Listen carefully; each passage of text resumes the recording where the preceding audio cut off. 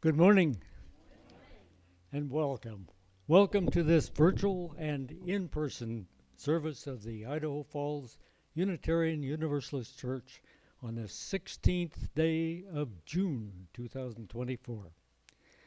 We welcome you. We know you come here for different reasons: to find community, to seek your spiritual and personal truths, to question, to nurture your heart and soul, to be nurtured, to explore new ideas, to find comfort, and perhaps to find the answers to some of your bigger questions.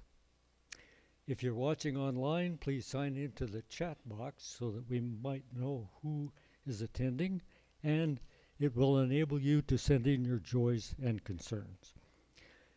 I'm Ron Goen, and I will be assisting Reverend Kevin Carson in the service this morning. Marty Carson will be doing Time for All Ages, and Jessica at the piano, and Vic Allen as our technical person. Do we have any announcements this morning? Next, the Pride celebration in Idaho Falls next Saturday. What? Oh, you need as many volunteers as possible. And Molly?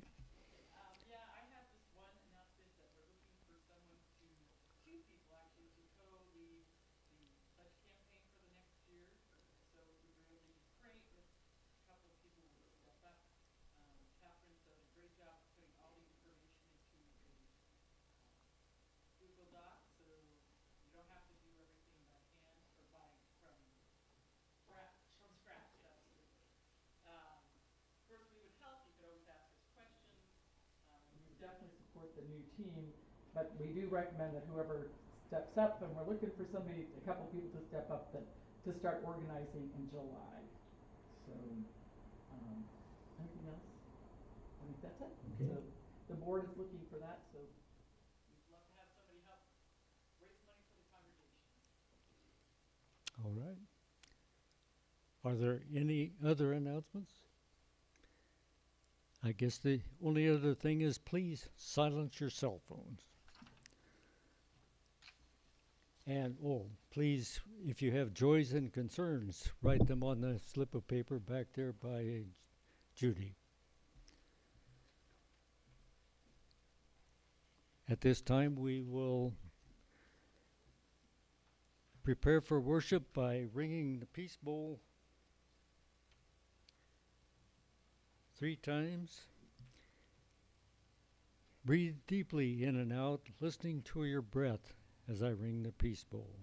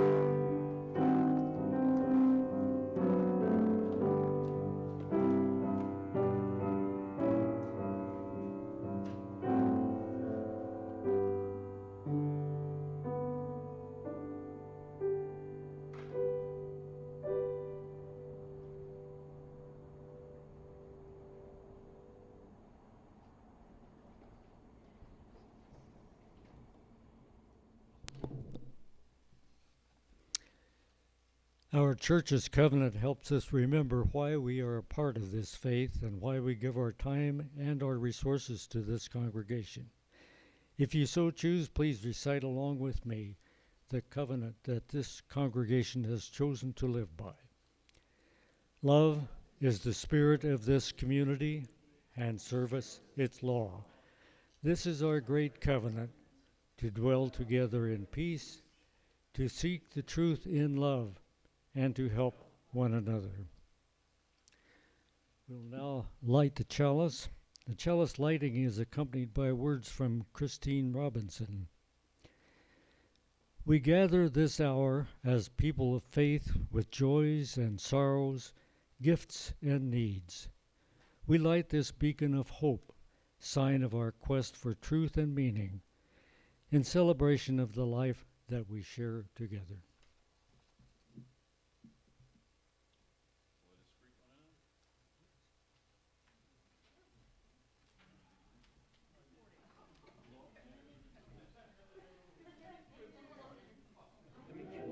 Good morning. How are you? Good. How are you?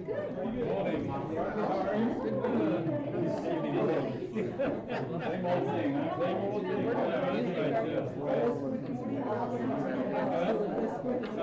Oh, yeah, yeah. Redoing my comments because we're tired. Yeah. Always get the feeling you'll never. So you guys are matched for both in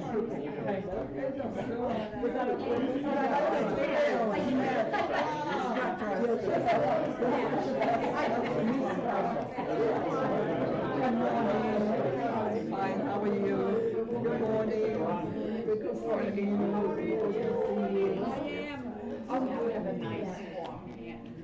Good morning.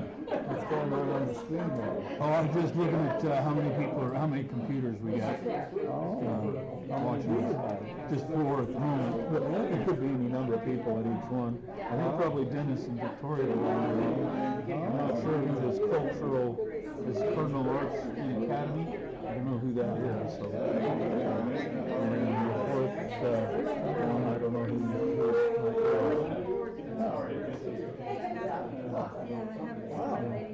Yeah, it's more complicated than I would have imagined. Good to see you too.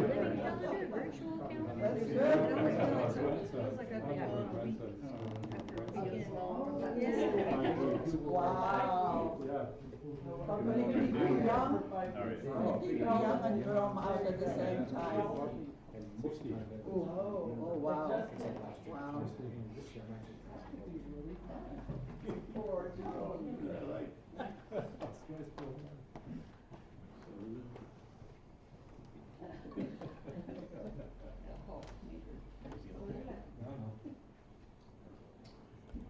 Well, good morning. Our call to worship this morning is a piece titled Prayer for a Complicated Father's Day by Lynn Cox. Holidays are complicated, especially the ones named after roles. Human relationships are messy, including relationships with people who are honored by holidays. For a lot of people, Father's Day brings up feelings of grief for fathers who were lost or couldn't be there or who chose not to be there. Father's Day might bring up feelings of sorrow or regret for people who wanted to be fathers and haven't been able to, or who haven't been able to be the fathers they wanted to be for their kids. Today might be a day of divided loyalties for people who may have called more than one person father or dad in the course of their lives. Then there are the people of a variety of genders who are father figures, step-parents, and mentors for young people, but who don't get the recognition they deserve today or any day. On the other hand, Father's Day can be joyful and sweet, remembering the times when dads or granddads or role models were there for us. For people who have a positive relationship with a living father figure, today may very well include happy phone calls, funny greeting cards, and tacky ties.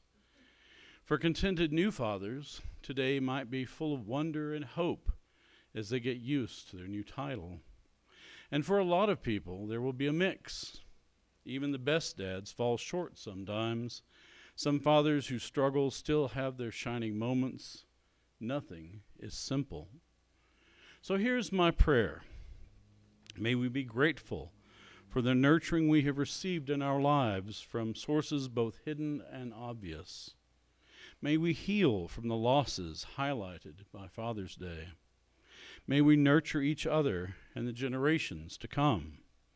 May the friendship and love we have in our lives today ease the pain and amplify the positive memories of our past. May this be a day of reconciliation and peace. I invite you now to rise in body or spirit and join in singing our opening hymn, number 38, Morning Has Broken.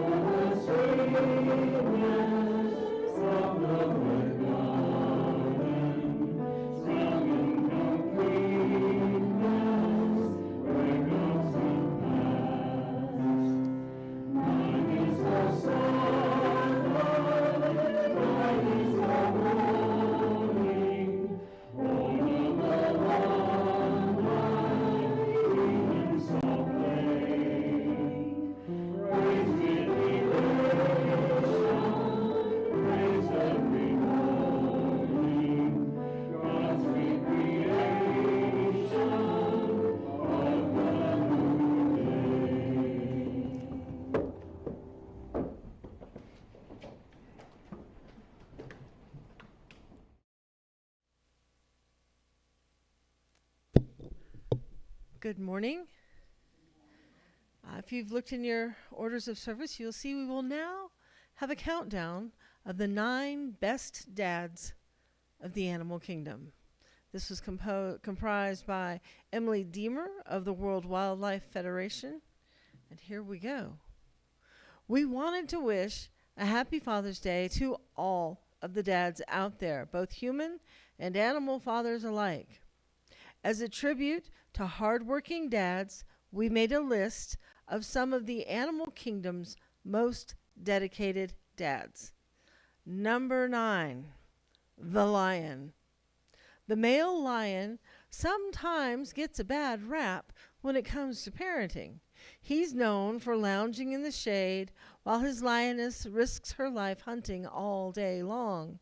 And hunting is no easy task for her, considering male lions eat about 65 pounds of meat a day. It's a lot of hunting.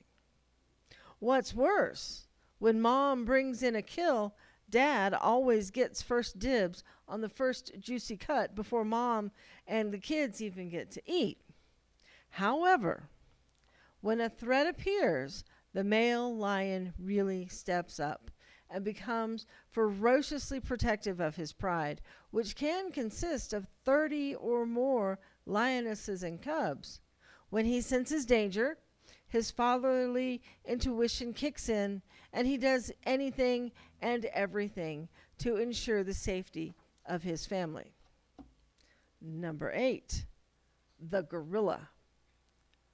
A typical gorilla father is in charge of a clan as large as 30 gorillas.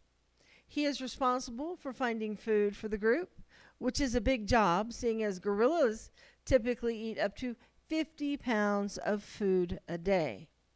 He is quite respectful of the mother of his children, always dining with her first before letting the kids join in the meal. Gorilla dads are also very attentive, fending off threats by fiercely beating their chests and charging enemies.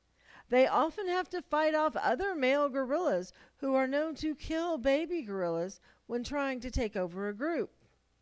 A gorilla father spends a good deal of time with their young until they become teenagers, playing lovingly with his offspring and setting any arguments that arise between siblings. Number 7, the red fox. Male red foxes are doting and indulgent dads, and they enjoy playing and roughhousing with their pups as most dads do. While the pups are young, the father hunts every day, providing a food delivery service to the den for the cubs and their mother. After about 3 months, though, the cubs experience a rude awakening. No more free food. The father stops feeding them as a tactic to get the pups to leave the den. But he doesn't make them go cold turkey. He buries food close to the den to help teach them how to sniff and forage for food. Number 6, the African wild dog. Just like puppies of domestic dogs, African wild dog pups are extremely active and expend quite a few calories throughout their day. Since the pups are unable to eat solid food until they are about 10 weeks old, their father will swallow their food and then, they regurgitate the softer version for the pups to eat, making sure they get enough nourishment. Some parents will stop at nothing to make sure their kids have a square meal. This feeding practice serves another purpose too. Since the pups have to rely on their fathers for food, it keeps them from wandering too far from home so they don't fall prey to enemies. Good thing these carnivores are endangered. They need all the help they can get. Number 5, the golden lion tamarin. By 2 weeks old, a golden lion tamarin infants are carried on their father's back 24 hours a day, 7 days a week. Dad hands them over to their mother one at a time.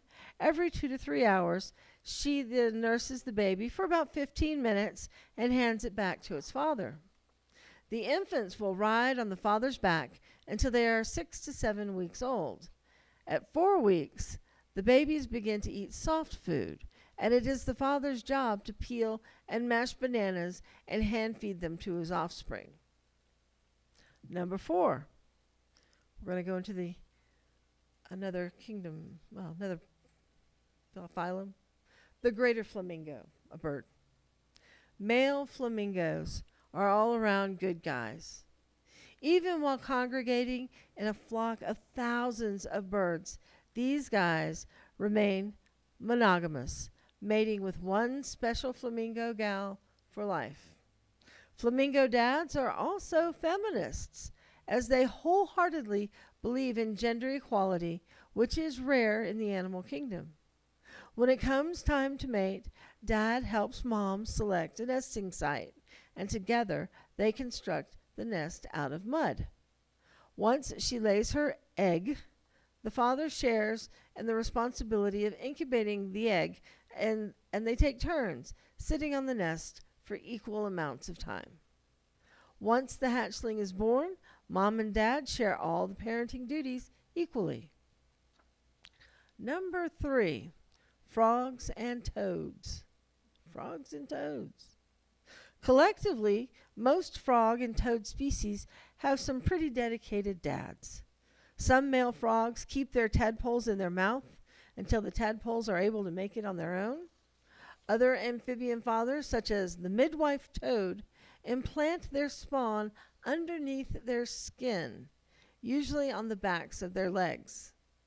One type of frog, aptly called the pouched frog, carries its offspring in a pouch on their belly while they develop, much like kangaroos or possums do. Going deeper into the water, we come to number 2, the seahorse. Male seahorses go above and beyond when it comes to parenting. They are the only species in the animal kingdom known for male pregnancy. That's right. The mother seahorse deposits her eggs into the male seahorse's pouch. Then he fertilizes and incubates the eggs for 45 days until they are born as full-on tiny seahorses. Seahorse dads may not experience morning sickness, but they do have to endure contractions as they go through labor. I really like seahorses. So we have counted down, and we are the number one animal father in the animal kingdom is he's on the cover of the Order of Service, the Emperor Penguin. Emperor Penguin dads are some of the most dedicated animal fathers out there. By the time the female lays her egg, she has expended so much energy that her nutritional reserves have become exhausted, and she must set out to sea for 2 months to feed. During that time, the dad takes on the role of a single father, keeping the egg warm by ever so carefully balancing the egg between the top of his toes and his belly. He takes his responsibility seriously and doesn't eat or even move during the entire 2 months. For if the egg is exposed to the harsh Antarctic cold and wind, the chick won't survive. If the chick hatches before mom is back, the dad will feed the chick with the milk that he produces from his esophagus. That's dedication. And we will now proceed to sharing the joys and concerns of this community.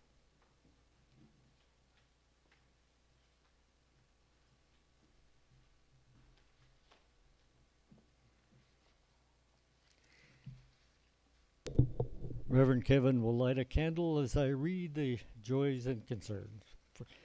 We have one from Molly, a joy. Our granddaughter turns 2 today.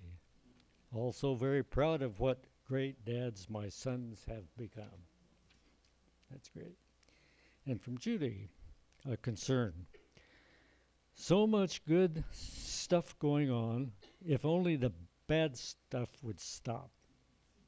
Enjoy the day. And another joy from Molly. We had another great experience in Yellowstone, a great local resource to educate others. And another from Molly, a joy. Lots of joys from Molly. We are going to be grandparents again. A baby boy due around Christmas. Well, congratulations. Are there any joys or concerns in the chat box? Okay. Any other joys or concerns? We will light one additional candle for those joys or concerns we are not ready to share today.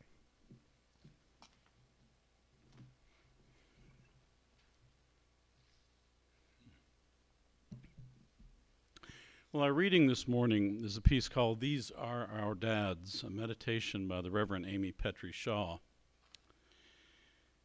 We recognize and honor today every dad who stood as their child shouted at them in anger or frustration. Every dad who tried to understand their child's clothing choices, new hairdo, or new tattoo. Every dad who suddenly realized their child might be right and was willing to listen. And every dad who honestly believed they were making the best choices that they could. We honor every dad who screwed it up, got it wrong, tried again, got it right, and often went from being the dumbest soul alive on the to the pinnacle of brilliance and back again in one day, according to his children. These are our dads. We honor and recognize today all those who taught us what they knew and forgave us when we got it wrong. Those who wanted to teach us but left too soon or simply did not know how to teach at all. Those who walked with us to the bathroom in the dark, and those who turned on the lights and waited up for us to come back on our own. Those who let us break their binoculars and steal their shirts, and those who taught us why it was wrong to break and steal. These are our dads. We recognize and honor today all of the men who taught us what it meant to be honest, even when it was embarrassing, to tell the truth and admit to our faults, to be human. We recognize, too, those fathers who could not teach us these things because they did not know themselves, but who hoped and prayed that we would do better than they did. These are our dads. Today we recognize and honor all the men who have been there or tried to be there, no matter what. Those who have remained calm in a crisis, and those who could not remain calm but did not run away. Those who did run away but came back again, and those who never came back but always wished it could have been different. These are our dads. Rich and poor, tall or short, slender as a pole or round as a basketball. They are the men who helped to raise us, and those who formed us through their actions and their lack of actions. They are our dads, birth fathers and adoptive fathers, stepfathers and foster dads, fathers who have no children themselves, but who step in to help raise the child of a neighbor or a friend, grandfathers and uncles, single moms who have had to learn to go beyond motherhood, trans dads who have given birth, trans dads who haven't, queer dads and gay dads and female partners willing to take on the role. They are our dads. Through love and hatred, joy and tears, addiction, mental health issues, perfect health, sickness, aging, wealth and poverty, absence and presence, they are our dads. They are because of us. We are because of them. They are our dads. An offering to support this mission of this church will now be given and gratefully received.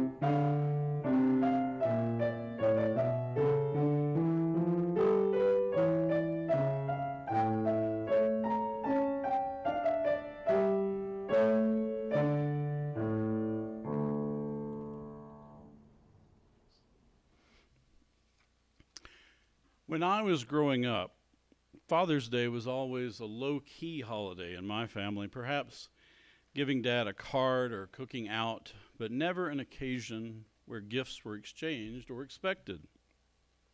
Mother's Day was similar, but usually there was flowers for Mom. For many people, I realized this is not the case. We loved our parents and grandparents, of course, but that was just the way my family experienced it. And when Marty and I became parents, that tradition continued. Marty and I both grew up in very traditional households with a mother and father who were married once and never divorced. And Marty was fortunate enough to grow up close to both sets of her grandparents as well. I knew both of my grandmothers, but I never met either of my biological grandfathers, one having died more than a decade before I was born, and the other divorced and estranged from my mother's family. My grandmother on my mother's side remarried when I was 6 years old, so my step-grandfather became a father figure for me. And I also grew up near my great-uncle Cecil, who never married, who was also an important father figure to me. Marty's parents grew up in similar traditional households, but my mother and father both became distanced from their father around the age of 13. In my mother's case, her father divorced her mother and moved out of the state. And though my father's father was a brilliant and creative man when he was sober, he was an abusive alcoholic. And since this was the 1930s and 40s, my grandmother remained married and endured the bad situation. As he entered his teens and began to have bad confrontations with his father, my father moved in with my great uncle and aunt, who also never married, and they were more important in raising him to adulthood than his biological parents. I'm sure many of you could tell stories of your own that are similar or perhaps even more complicated about family structures and relationships. Relationships between real people are far messier than stereotypical nuclear families that have dominated the American mythos for less than a century. Who influences our lives as father and mother figures rarely conforms to a strictly predictable chain of biological parents and grandparents. And being male, female, non-binary, or any other gender identity does not determine whether you're relegated to the role of father or mother, nor does it limit your capacity to fulfill that role for a child.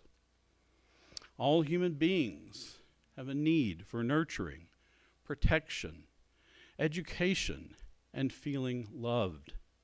And anyone might provide any or all of those needs for a child. Some fathers are good at it, and some are not. But none of us who become fathers are born with some inherent wisdom about what that means. We learn by example.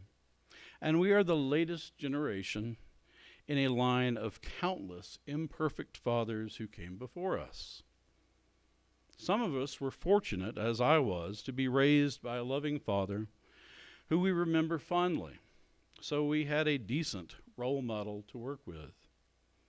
My father wasn't perfect, of course. He had a quick temper and was raised to believe in imposing his will by the belt strap, but I never doubted his love for me or my brother.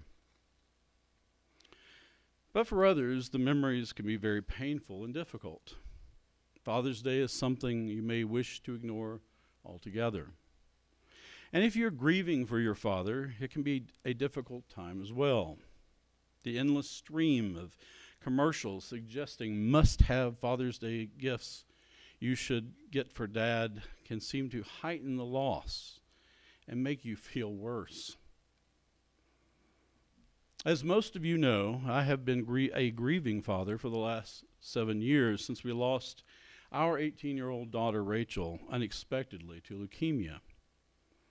For the 18 years of her life, I was very proud to be Rachel's dad. I am still proud to be the father of the compassionate young lady she became, and I'm proud of the way her memory is still touching lives today. 2 scholarships in her name are awarded each year to outstanding graduating seniors at her high school. They are selected by submitting an essay about their passions and aspirations, and faculty members consider how well it reflects those values they witnessed in Rachel. I look forward to reading about the recipients in the local paper each year at graduation time. My years raising Rachel to adulthood were the best years of my life. And since she was our only child, I admit that I now sometimes feel confused and sad about my identity as a father. It can be a little awkward when someone casually asks me if I have children. I don't want to make them feel bad or uncomfortable for asking. So I try to gently convey a little of Rachel's story and then I talk about how wonderful she was and how fortunate I was to have shared her life. I've become accustomed to seeing the awkward expression on people's faces when they learn about her death. Most of my memories of her are still bittersweet to recall, but I can talk about Rachel with anyone, anytime.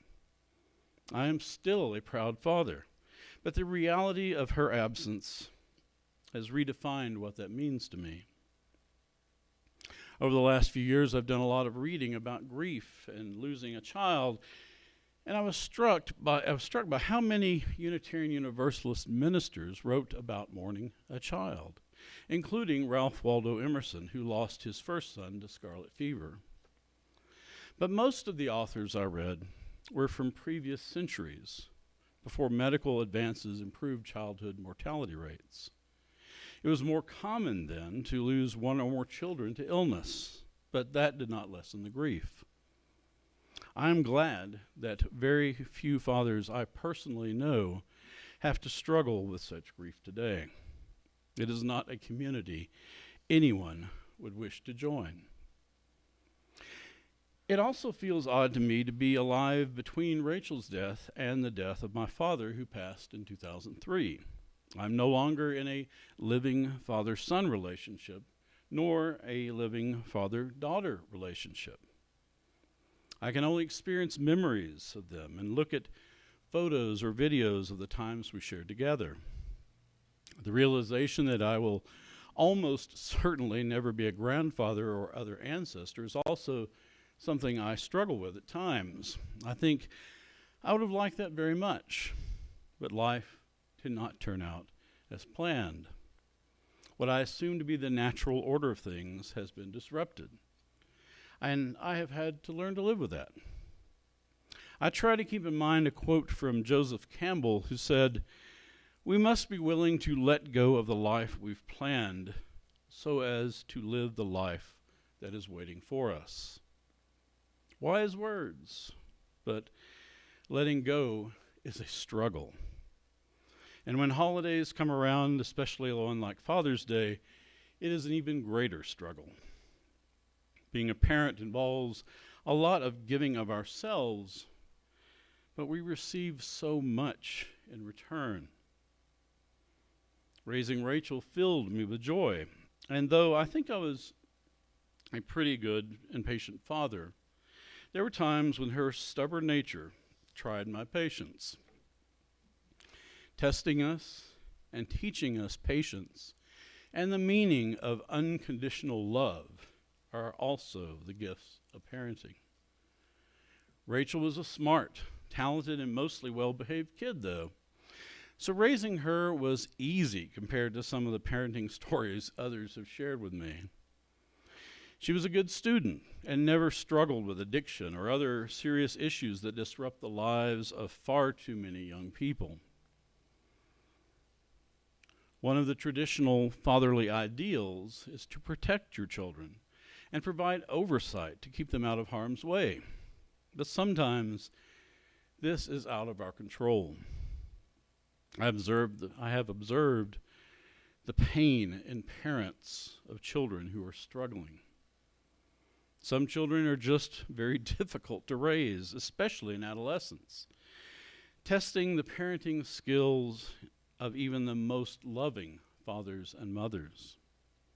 And no matter what, I doubt any parent who has ever lived would say, "It was always fun and easy." If you Google characteristics of a good father, an interesting AI-generated list is one of the results.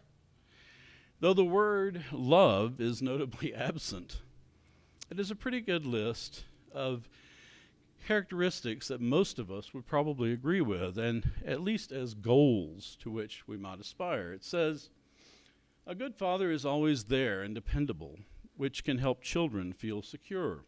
A good father is kind and compassionate and listens to his children's problems and provides support when they need it.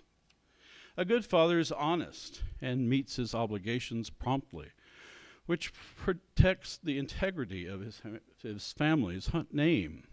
A good father wants the best for his children and knows how to balance allowing them to be independent while also protecting them when necessary.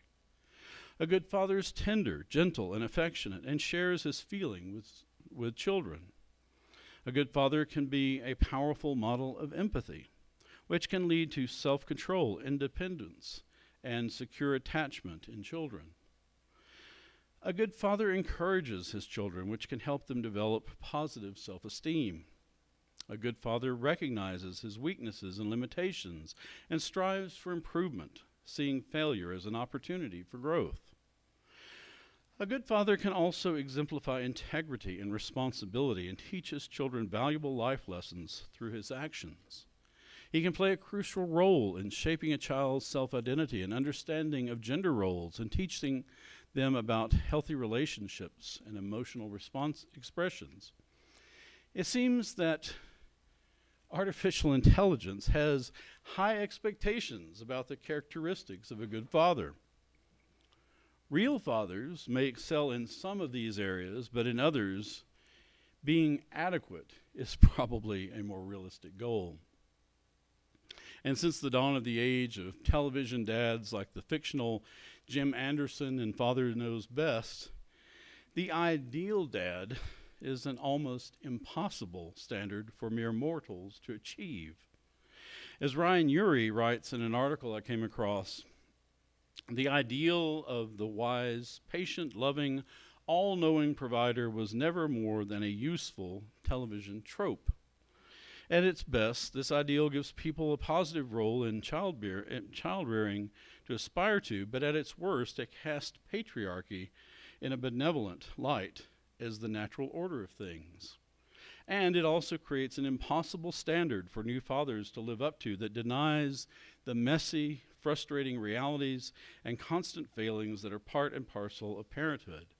Sometimes it feels like Father's Day is more about enshrining a myth than it is about facing the realities of fatherhood that often falls so far short.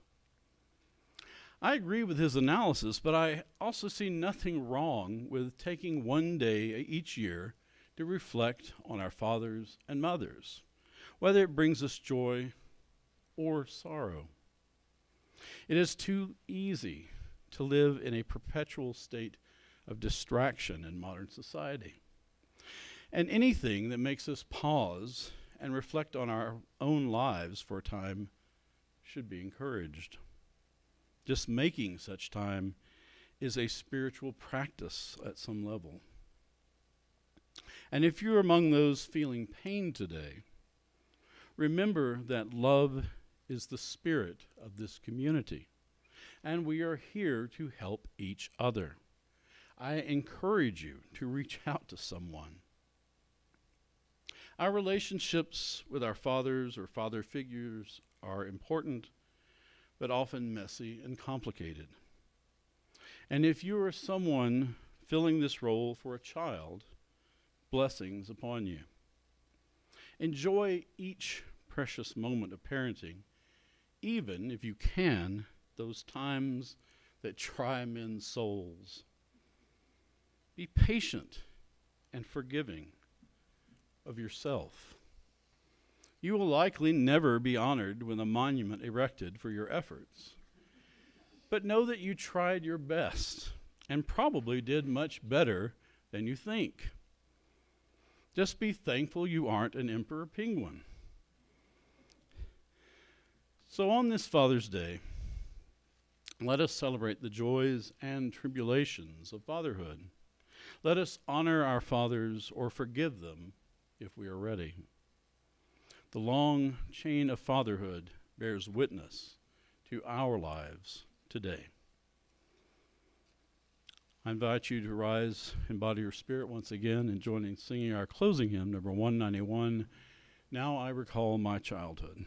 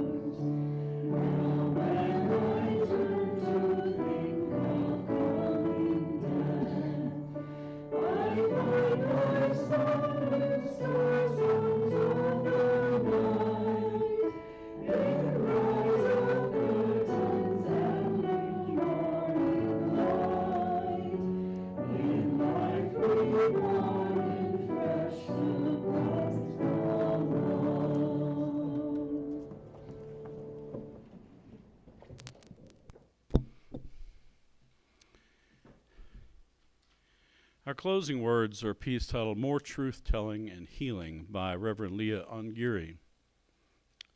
Today and on all other days, may we give thanks for the fathers, papas, pop-pops, dads, and daddies who represent for us the steadfast presence that holds us in love and launches us into the world, whether we encounter it when we were small or already grown. May we be mindful of those for whom this day is complicated or irrelevant or even downright ugly. Some among us have no relationship with our fathers for whatever reason. Some of us have hard and broken edges separating us from our fathers. Some among us have longed to assume the role of father and never had the chance to take on its magic and mystery.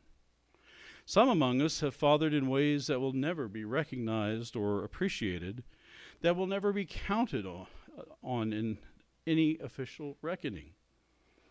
Amid the grief and difficulty of this day, may we remember to see and revel in the people of all genders who love and support and nurture and parent and father. May our gratitude for the good and healthy be a balm for the places of pain. May it point us in the direction of more truth-telling and more healing, more love and more connection on Father's Day and on all other days.